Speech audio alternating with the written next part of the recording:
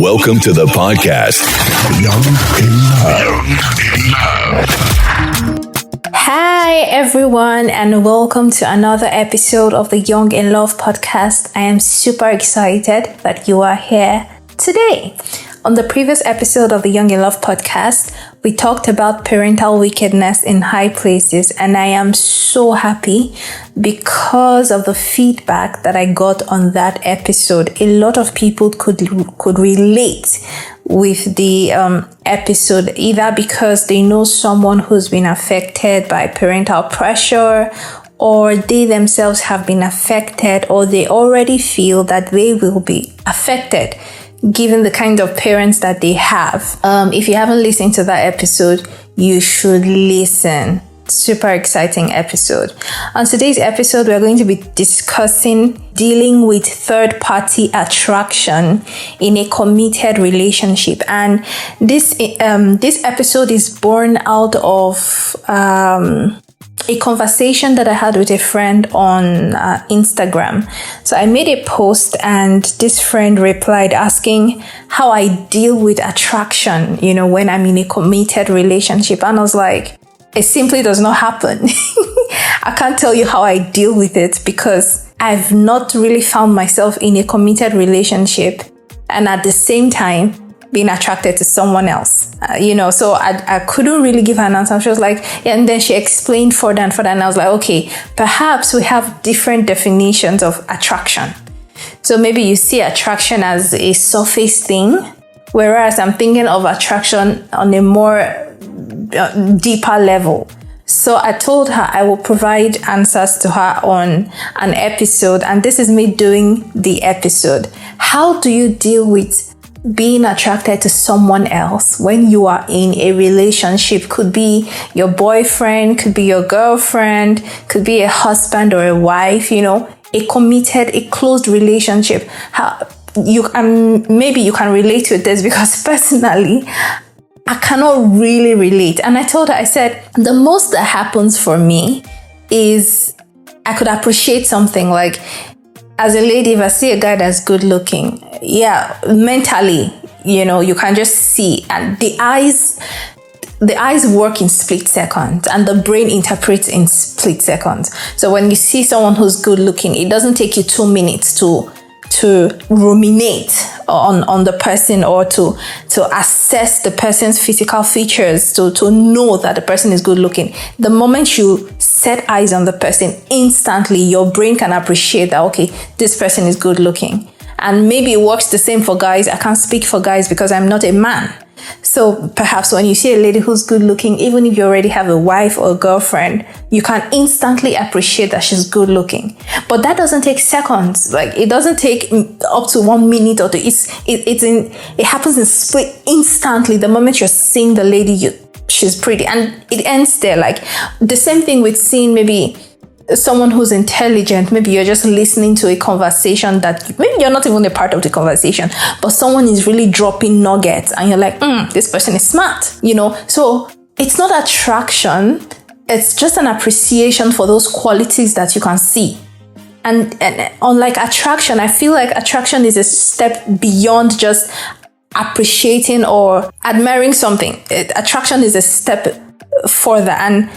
And I said, perhaps we regard attraction differently, So, hey, to the person who asked this question, this episode is especially for you. But I hope that to all others who are listening, you can benefit, from something that is being said on today's episode. I think, like I said earlier, attraction goes beyond just the mere appreciation of these qualities, A mere appreciation or admiration of something does not need you to start having strong desire towards that thing. You see a person instantly and you can appreciate the beauty of that person. Or someone is making a presentation on a TV show or whatever, and you can instantly tell, okay, this person is smart from what is being said. And that's where it ends. Right? You say, oh yeah, I agree with this point. This person is smart. This person is intelligent. This person is beautiful. This person is this. That's where it stops. But when it comes to attraction is like, I don't know, a quality or a feature that evokes desire. This is why I think that attraction is a step beyond. It's a step beyond just the mere appreciation or admiration of something. Attraction is a quality, it is a feature, it could be anything that evokes desire, right? And it could be of any kind. It could be sexual, it could be romantic attraction, could be physical attraction, emotional attraction, aesthetic attraction. And all of these types, all of these kinds have something in common, if you ask me. You be sexually attracted to a person, romantically attracted to a person, physically attracted to a person, emotionally attracted to a person. When it comes to aesthetics, you can think of it in terms of beauty, but I would like to think of aesthetics in terms of things, like maybe people who have a love or an attraction for archaic architecture, like ancient structures. They love those ancient buildings. So that's that for aesthetics. So we're not going to be talking about aesthetics because in my head, I'm interpreting it in terms of things. But this episode is about people, not things. So we're going to leave that out. Why do people become attracted to others when they are in a committed relationship? I'm going to be giving about maybe 5 or 6 reasons, but note that this list is not exhaustive, right? There are 1,001 reasons why you might be attracted to another person who is not your partner. And the first reason because I kept thinking, why, if tomorrow Kezia finds herself attracted to someone else, what will be the reason? It's never happened. I don't think it's going to happen. But here are some of the reasons why you might find yourself being attracted to a third party when you're in a committed relationship. The first one is inadequacies of your partner. So you're in a committed relationship and you're thinking, I'm going to try to keep this episode as short as possible. So the first reason is partner inadequacies. Like you're in a relationship and you know there's this thing we call see finish in Nigeria. It's like when you've gotten so close to a person, when you've become so intimately connected with a person. This intimacy could be of any kind. It doesn't have to be sexual, right? When you become so close to a person that you see all of their flaws, you see all of their shortcomings, you see all of their inadequacies, you see everything. You know how their poop smells. You know the sound of their urine hitting the toilet. You know how they snore. You know what their breath smells like first thing in the morning. You know them in and out, through and through. The see finish syndrome, right? So when you start to see the inadequacies of your partner, for example, they're not as romantic as you would like them to be, or they're not as intelligent as you would like your partner to be, or they're not as ambitious as you would like your partner to be. It could be anything, an inadequacy. When you start seeing those inadequacies in your partner and you meet someone out there at your place of work, at school, at church, wherever at all, you meet someone out there who appears, right? Who appears to have these adequacies, like, those things that you wish were in your partner but are lacking. So when you meet this person out there, this person is really ambitious. Perhaps you're with a man who's just okay with the status quo. He doesn't want to be as rich as Bill Gates. He's not trying to climb any ladder, any social or career ladder. He just feels that if he's able to provide for his family and just have enough to help those around him, he's fine.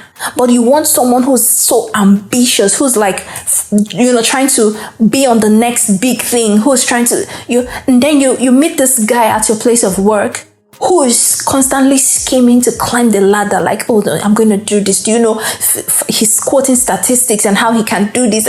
And in your mind, you're just like, oh my God, if only this could be my man. Like, if only my man could be this ambitious. Or if only my woman could be this ambitious. But you have a lady and you're in a relationship with her and all she thinks about is how to look good, skincare routine, just like me. Or, she's just always thinking in one direction. Big Brother Naija, have you heard what the latest is? But you really want a lady who's, maybe she can be all of those things, but in addition to that, she is thinking maybe corporate, like, what can I do? What business can I start? Or how can I improve myself? Do I need to go for like a master's degree, or do I need to get my PhD? Or, you want your woman to think in that light, but she's just really limited. And then at your place of work, you now meet a lady who is a tech sis, who, she's It won't be long before, especially if you're constantly exposed to that person, That's why a lot of people, I don't know, many affairs in quote start from the office because of, I don't know, the constant exposure to that particular person. So when you're constantly exposed to that person, attraction can set in where you're drawn to those qualities that you like but that are lacking in your partner. This is not about cheating now, it's just attraction. Right? The next point is sexual fantasies. You see someone out there, like a third party, someone who's not your partner, and this lady is very curvy. And when she walks, everywhere is bouncing. And so in your head, you've had fantasies. These fantasies could be from anywhere. Could be from watching pornography, could be just your own personal desires, the things that you think you would love, right? And then you see this lady, she's bouncy, she's curvy, she looks soft, and she has a strong sexual appeal and blah, blah, blah. And because she's so curvy and thick in all the right places, you're just imagining what it would be like to take her from the back. Or you're imagining what it would be like. You've undressed her in your head, or you sexual fantasies. You have a partner, right, who is just perhaps average, Everything's good, but the physical structure of your partner cannot satisfy that fantasy that you have. It's just there in your head, and you just see this one other person out there. It could also be a guy who's like really tall or whatever, or looks muscular, and you feel like based on his body build and based on the strength that he shows at the gym or whatever, you feel like this man can carry you, he can lift you, and you're imagining what it's like for him to lift you and spin you and put you in 7 different positions in 1 minute.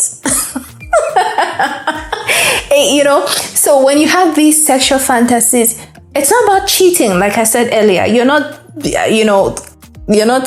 consummating the thoughts in your head, but you're just having them, right? And it won't be long, especially when you're constantly exposed to this person. And it doesn't even have to be an in-person exposure. These days we have the internet, right? People are connected through social media, on Instagram, on Facebook, on TikTok, on Twitter, on Snapchat, on just name them. So when you're constantly exposed to, or maybe it doesn't even have to be one person, it could be this particular person on your Instagram list, who's your follower or who you're following, and the first thing that pops up when you open Instagram is this person account or their post. So that's a form of constant exposure. And this girl is glowing, her skin looks soft, skin like butter, like milk, and you're just imagining what it would be like. Or she's very busty, and you're imagining what it would be like to put your head on her bosom. And before long, you're attracted to that person because of your fantasies. Because of the fantasies in your head. Sometimes it's not even social media. It could be maybe you work really late at night and you have a car, and then you have this colleague at work who doesn't have a car. So you find that most times you're able to ride home together. You give this person a ride, and maybe somewhere in your head, you've always imagined what it's like to be driving, and then the person, your lady, right, is giving you head or something. And then you're constantly driving this colleague, home or dropping her wherever. And then it's just, listen, this mind, the kind of minds that we have as humans, it spirals wild, That's why we need the help of Jesus to to contain our thoughts. So because of that constant exposure where you're always giving this person a ride home, especially because you guys work late and it's in the night, you guys are always riding home together. And maybe if you're living in a place like Lagos, there's traffic, and then you're stuck in traffic or whatever. You're tired, but you've always had that fantasy. What is it going to be like if someone gives me a head while I'm driving or while I'm in the parking lot or And because you guys are always in that position and she's good looking, then it starts creeping. It could be anything. These are just examples, right? They're not cast in stone. It could be anything. With constant exposure and all those like sexual fantasies that you've had in your head, attraction can start creeping in. You think that you're attracted to this person, whereas it's just a desire to fulfill that sexual fantasy, especially because you guys are always in quote, right place and right time and right circumstances. Right? Now, the third point is doubt. Sometimes you find that you're attracted to a third party when you're in a committed relationship because you're having doubts about your partner. You're thinking, is this person really the person for me? And especially if you're thinking long term, you're like, can I really marry this person? Is this the person I'm going to be doing life with? Like forever and ever?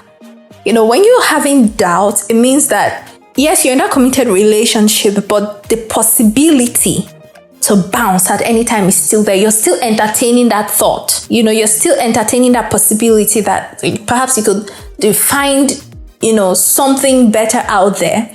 And so when you entertain that possibility, when you entertain that thought, the way that you process third parties is different because you're constantly looking, maybe, who knows, this person could be that person because you're still having doubts about your partner. I had a conversation once with a colleague at work, and he told me how he just closed his mind when he got into his relationship, and they're married now. He just closed his mind. They weren't married at the time, but they were just in a relationship. But he said he closed his mind. He told himself that there's no door out. There's no exit. He sealed it. So in his mind, he was like, this is it. Last bus stop. I'm not looking for any other thing. This is it. This is it. They weren't married at the time. It was just a relationship. So at this point, he had thrown all forms of doubt and questioning out of the window. And so when you have that kind of mindset, it influences how you interact with third parties, right? But when you still have doubts, when you're not sure, when you're thinking, I don't think I can do this. I don't think I can be with this person. I don't think this person is he. When you just have doubts, any form of doubt could be really based on religion, like you guys are not compatible spiritually, or it could be financially, or just maybe based on morals or whatever it is. This person is not family oriented. This person, it could be anything. When you're having doubts feed into third party attraction, right? Now, the next point is neglect by your partner. So you could be in a committed relationship, but you feel neglected. Emotionally, this person is not available for you. This person, at the end of the day, what couples do, it could be married couples or just people in a relationship, is catch up, on how their day went or whatever it is. But this person is not there for you. Or you guys are on a call, but you're on a call, but the call is empty. There's no substance. The call doesn't have substance. Like, you can be on the call for an hour or two, but the call is empty, if you know what I'm talking about. You're not having meaningful conversations. You're not catching up on each other's days. Maybe one party is just the one spilling everything, like, oh, yeah, da. And when you're done, the call goes silent. The other person is not reciprocating. It's not, telling you back how their day went or giving you information, It's not filling you in. Or sometimes you have needs that are not being met. So neglect, you can think of it in any way you want to interpret it. But when you feel neglected by your partner, and then you go out there and then there's this third party who appears to be filling up that gap. This person is very conversational. You tell the person what happened at church or what happened at school or at work, and the person like, oh yeah, something similar happened to me. Do you know, when I was in 4th grade, this happened, and oh my God, it was this. And you just find that you conversing with this person is so easy. Because there's that two-way communication. You talk, I talk, we share experiences, and it's so easy, and before long, you're attracted to that person. Not for any other reason, but just because the person is easy to talk to, you know? And before long, you start asking yourself, but this is actually what I want. A partner I can gist with. A partner I can converse with. A partner that's vibing with me on the same level. And you're now questioning like, wow, I'm attracted to this guy. Or I'm attracted to this lady because it's so easy to talk to her. You know, conversations are so interesting with her. Like, we never run out of what to talk about. And then, boom, boom, boom, you're attracted to them, right? That's another point, neglect by your partner. And then the fifth point, I said I was going to give 5 or 6. Now, the fifth point is they are your spec. So everybody has a spec.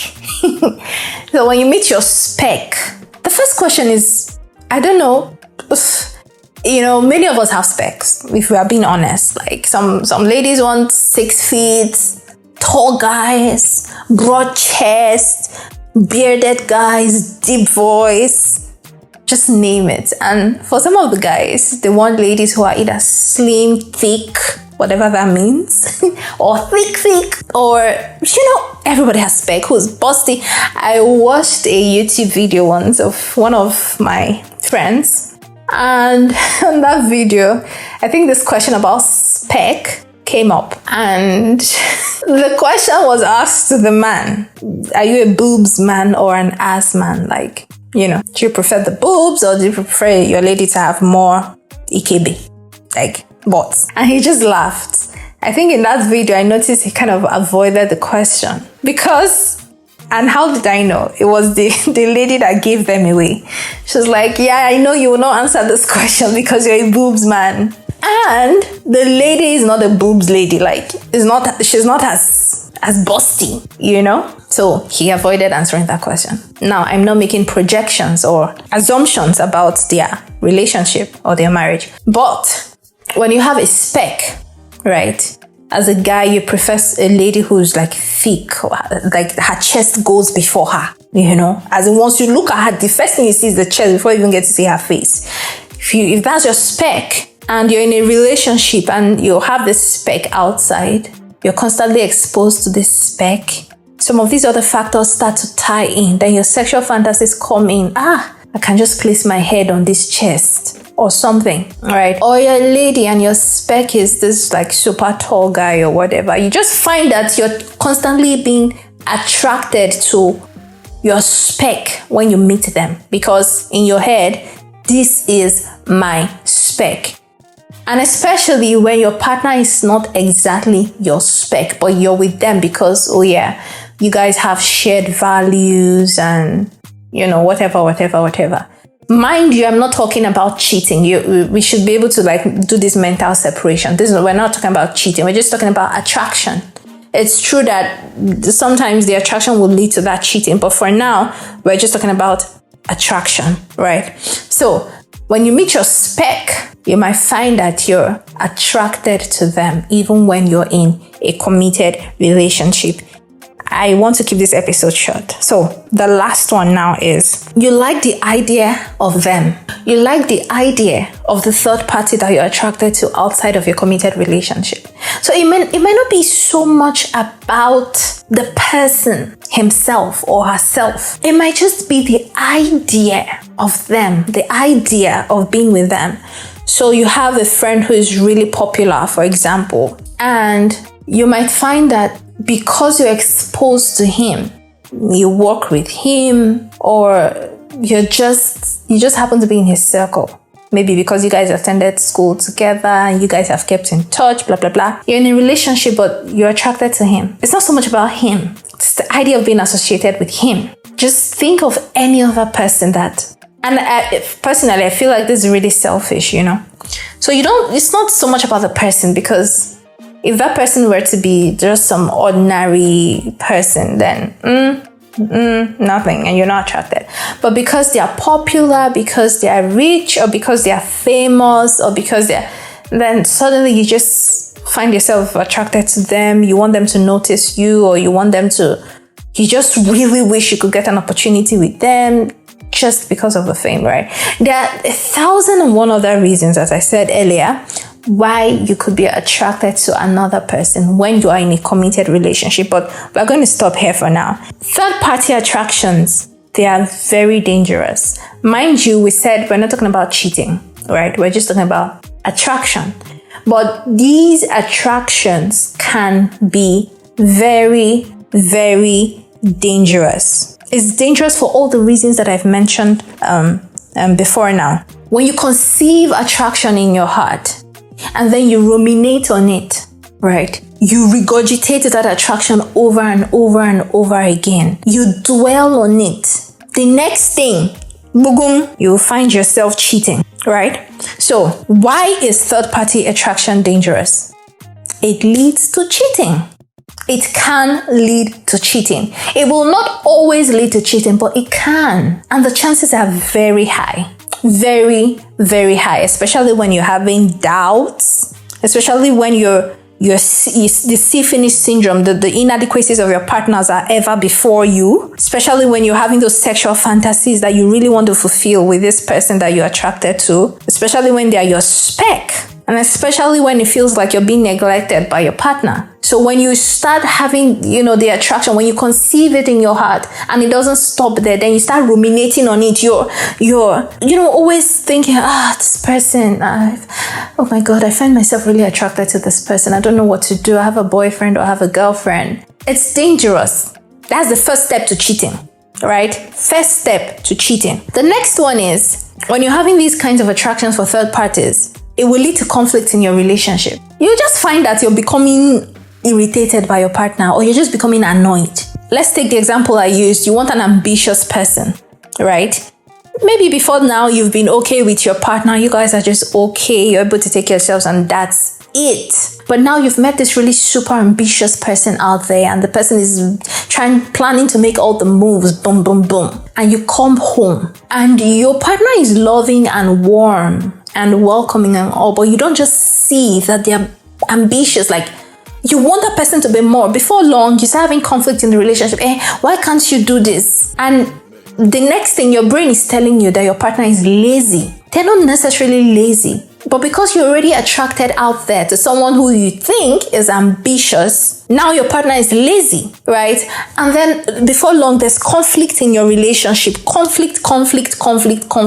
Things that ordinarily should not be a problem or would not have been a problem in your relationship. You're just irritated by them. You just, why don't you have, if you do press up, your chest will expand, your muscles, why are you not going to the gym? Your mates are out there. You just, conflict, avoidable conflict. The next one is, you become, I don't know the word, like a lack of contentment. You become discontent in your relationship because you're attracted to somebody out there.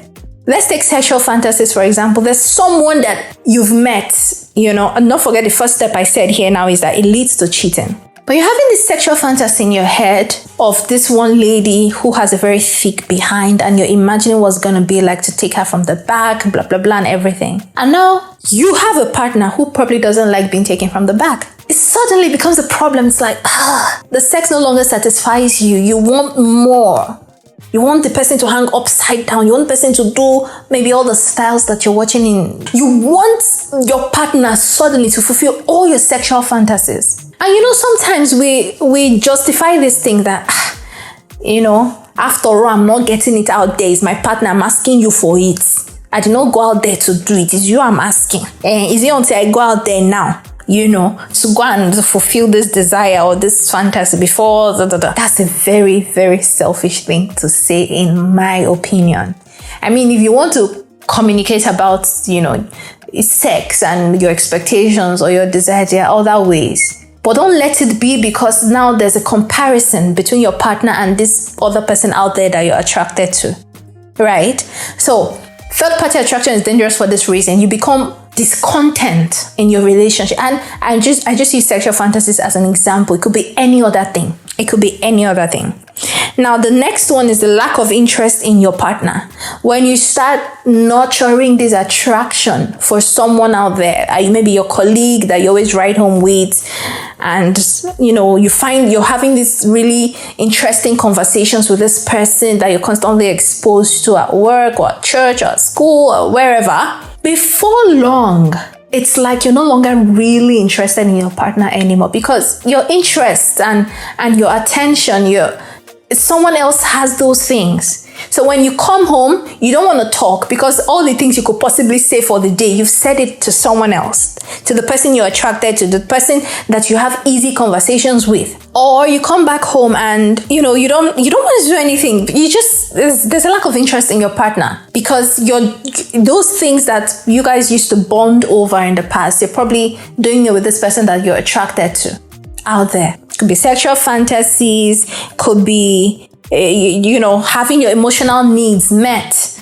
When you talk about something, that the way you expect your partner to react, your partner is not reacting that way. He's not emotional. He's not hearing what you're saying, right? And you say it to someone else and instantly the person gets it. So now you always go to that person for emotional support, a shoulder to lean on, kekereke and all that. Now you find that you're no longer even interested. Like, you don't even want that emotional support from your partner again, because boom, you're getting it from the person you're emotionally attracted to, right? So when you nurture this attraction, suddenly or gradually, you lose interest in your partner. The next danger in third-party attraction is that you start to compare your partner. I think I've already touched on this before with discontent. Like, when you become discontent, you start comparing. But this woman has 2 children now, or 3, 4 children, and she's still able to look good. She's still able to say, now, are you the first? You just have only one, and look at, you can't even do anything. You can't even look good. You start comparing. Or your ambitious person out there is making moves, and then in your head you are like, but my boyfriend is, or my girlfriend, or my husband, or my wife, is it not the same school you people went to, the same degree, the same everything? Why is your own case different? Why are you not making moves? So when you start, nurturing this attraction you have to that ambitious person or whoever, you start comparing that person with your partner, and that is very dangerous. This comparison is very dangerous. Now, the next danger in third-party attraction is that it hampers open communication with your partner, especially to resolve open issues. When you find that the person you're attracted to is able to, meet your needs, if you are attracted to them because of emotional support or whatever, you find that you're no longer really interested in communicating with your partner over those things that maybe used to be a problem. You're just okay, you've given up, like, nah, I'm done. So when you go to work, then you feel alive, you become yourself, because there's this one work bestie, or your work wife, or your work husband. That's what they call it now, Abi. You have this person who meets everything. And then when you go home, you're a shadow of yourself. Issues arise, but you avoid the communication because, you don't have the strength for this. And you're looking forward to the next day when you go to work, or when you have lunch with this person at work, or from church, or it could be, I always use work because that's what's coming to my head, but it could be anything really, or this person from social media, Instagram or Facebook. You don't want to resolve things anymore with your partner. It hampers open communication, and because you can't. It's only in exceptional cases where people are able to have this conversation with their partner that, listen, they find that they are attracted to someone else for these reasons, and this, but how many people will come out openly and tell their partners that they're attracted to someone else? It's rare, right? It hampers open communication. There's no zeal anymore to resolve issues, because you feel like those issues are being, met or whatever by the person you're attracted to. Being attracted to a third party when you're in a committed relationship can destroy the self-esteem of your partner, because from that comparison you do, sometimes it's only a mental comparison you're doing. It's in your head. You're not saying it out. If you don't say it out, it's in your head, but you will eventually act on that comparison that you're making in your head. When you say it out, it can destroy the self-esteem of your partner, because why are you comparing me with this lady on Facebook or on Instagram?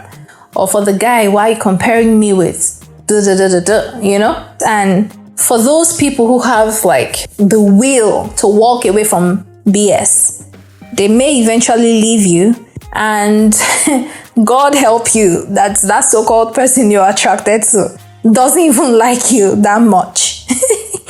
You will find yourself broken and empty, right? Because the so-called attraction will likely not want you to. Or you may find that they are not even half as good as your partner was. Some of us make this mistake. Like, we are attracted to someone and we feel that perhaps this is the person we should be with, not our partner, you know? There's this 80-20 rule where, you know, there's no person that's perfect, like a 100. So if you have 80% of what you want in your partner, you're good. But some of us zooming so much on that 20% that's lacking. We zoom in so much that we magnify that 20%. We place that inadequacy always before us, and then it becomes the big issue. So much so that when we find the 20% outside, then we're attracted to that person with just that 20%. And because we are zooming in, we think that 20% is the 100%. And then we destroy what we have in chase of that 20% that looks like 100% at the meantime. And then when we eventually get together with that person, we find that all they have is 20%. And now 80% is lacking. For some people, they are able to like get second, third, fourth chances where they meet good people, and then they've learned their lesson, and so they learn contentment. For some other people, it wrecks their life because they never get the chance to be with the person that they really liked, but they did not realize that was a good person because they focused so much on the 20%. So it's very, very dangerous. In summary, avoid it. By all means, flee from it. It's too dangerous to be in a committed relationship and nurture attraction for someone else. And you know why? Like, I feel like, and I know we live in perilous times. The devil, he plays on the tiniest of emotions. As fleeting as an emotion is, the devil has a way of capitalizing on it. So avoid as much as is within your power. Avoid third-party attractions. Do not nurture them. Let's say, okay, because you're human, you can't help it. The chemistry is there, or the biology, or whatever it is, you respond. That's the first one, fine. But it will be too dangerous to start nurturing that attraction. It could be someone from social media. It could be someone that you meet in person and that you're constantly exposed to. Establish healthy boundaries. If you know that, okay, this is where your weakness is, this is what's making you like super attracted to this person, when you guys always talk, limit your communication. If your weakness is if they are calling you all these sweet names and just limit that communication. Establish boundaries. I'm not here to like tell you how to act or whatever it is, but I'm just here to tell you that it's dangerous, and as much as you can, avoid it. There are certain accounts that we have no business following, especially like if you're a Christian and you mean to take your Christian walk seriously. There are certain accounts we have no business following. There are certain conversations we have no business having with people that are not our partners. Intimate conversations. Those conversations, like, why are you having them? You know, so there are certain things that we can avoid. And if you feel like you're being neglected, have that conversation with your partner. Tell them, these are my needs. I feel like they're not being met. This is this, Talk it over.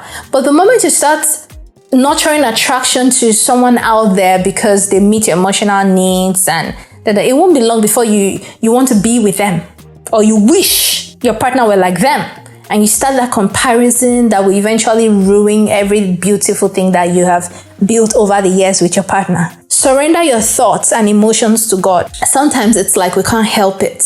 But the first step in being helped is acknowledging that you need help. maybe you don't necessarily need to make this acknowledgement to a third party. I mean, to a human, like a human being, someone around you. Because some people have stupid friends, though. You go and tell your friend now that you're attracted to this girl and say, guy, you never knock him yet, or, they were just stupid people. You can acknowledge that you need help to God, because He's the one person that will not lead you astray. So surrender your thoughts to God. Surrender your emotions to Him. Again, do not act impulsively.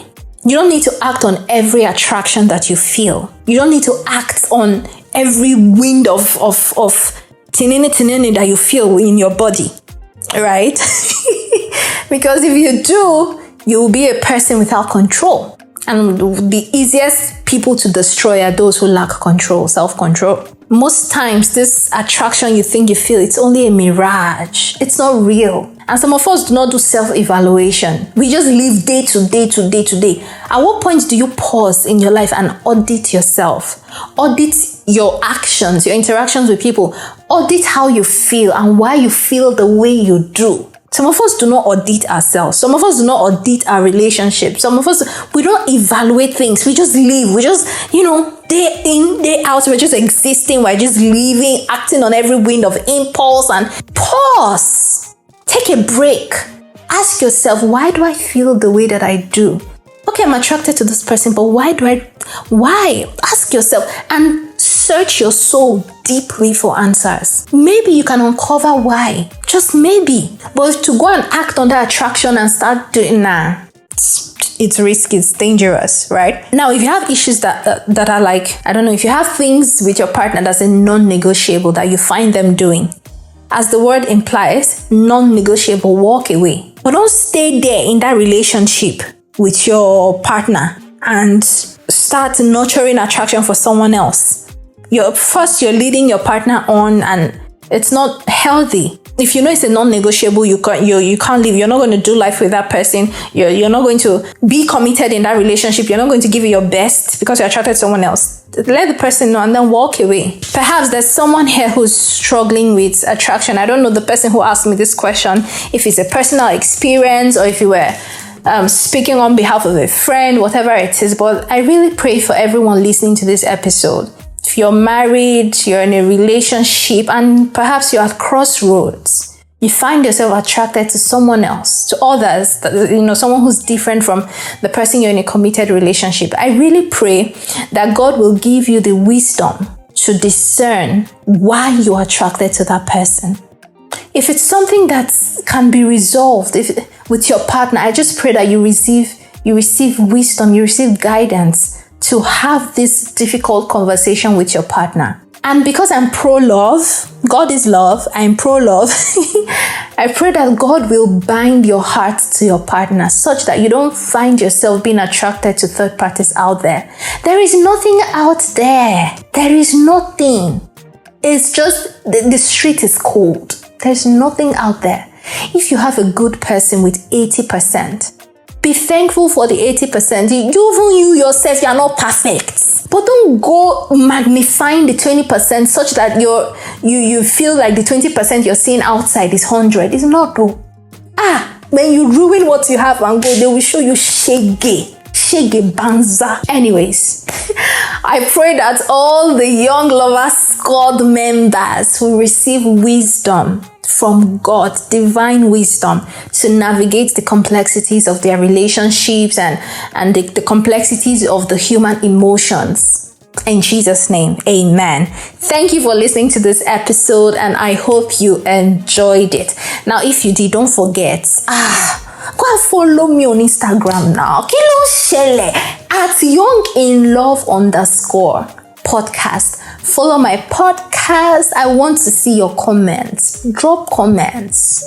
Share the episode with your partner, even with that person you're attracted to. I don't know, but yeah, share the episode. Share. People need to listen, right? Especially if you enjoyed the episode. Now, until when next we meet, bye and be good. Thank Thank you for listening to this episode of Young in Love. I hope you enjoyed it. Now, if you did, you can rate us and write a review on Apple and Google Podcasts. Feel free to like our social media pages on Facebook and Instagram at YoungInLove_podcast. Share this podcast with your family and friends. Subscribe to Young in Love Podcast on Apple and Google Podcasts, Anchor, Spotify, or wherever you get your podcasts. If you'd like to support Young in Love Podcast, you can do this on our Patreon account by visiting patreon.com/younginlove and making a small monthly donation of as little as $1 every month, or even bigger donations as you feel led to. But hey, if you cannot make any donations, that's fine too, because besides just money, Young in Love Podcast has thrived and will continue to thrive on the prayers and good wishes of good people like you. Until the next episode, bye and be good. Young in Love.